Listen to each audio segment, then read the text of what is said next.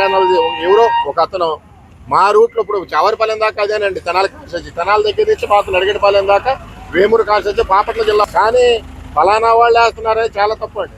ఎందుకంటే వేమూరు మినిస్టర్ చేశారు ఇంతకుముందు ఆయన నక్కానంద బాబు గారు, 2.5 సంవత్సరాల నుంచి ట్రై చేస్తానే ఉన్నాడు. ఇప్పుడు వేసే కాంట్రాక్టర్లు కూడా అక్కడే దానికి సంబంధించింది.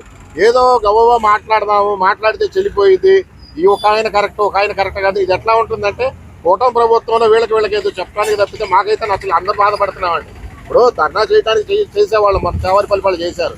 ఈరోజు అందరూ కనుక్కున్నారు కాదు ఏదో కాంట్రాక్టర్, ఆ కాంట్రాక్టర్ వచ్చిన పాత రేట్ల మీద వెళ్ళాలి కష్టం.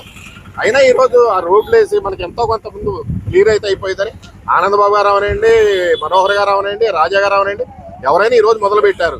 కానీ దీన్ని డివేట్ చేసి వాళ్ళని వీళ్ళని మా మనోభావాలు దెబ్బతినేటట్లయితే మాత్రం కరెక్ట్ కాదు. చేసింది ఎవరైనా కానీ ఆలోచించుకొని చేయాలంటే ఇది అదే యూట్యూబ్ కానీ ఏదో విలేకరులు కానీ అది కరెక్ట్ కాదు. అది అవునండి, అడిగామండి. వాళ్ళు ఏం చెప్తున్నారంటే సార్ ఇది మొదలుపెట్టి ఇచ్చామండి, పాత రేట్లు వేస్తున్నారు కాంట్రాక్టర్లు, ఇది వీలైనంత వరకు 2-3 నెలల్లో క్లియర్ చేసేస్తాము. నడిగడపాలెంటూ అయిపోయిందండి, దండమూడి ఇక్కడి నుంచి ఇక్కడ దాకా వేస్తామండి, పెదరావూరు కూడా వేస్తామని చెప్తున్నారు, కూచిపూడి దాకా.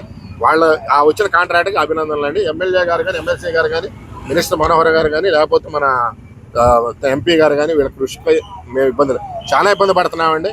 ఇది అభినందనీయం. ఇబ్బందుల్లో కూడా మాకు రోడ్లు వేస్తున్నందుకు చాలా సంతోషం. మన ఈ మధ్య సోషల్ మీడియాలో రఘురామయ్య అనే అతను ఎమ్మెల్యే గారిది ఏం లేదు, అంతా మినిస్టర్ గారి చేయించాడు అది ఇదని స్టేట్మెంట్ ఇచ్చాడు. దానికి ఖండనగా మేము ఈ విలేకరుల సమావేశం ఏర్పాటు చేయడం జరిగింది.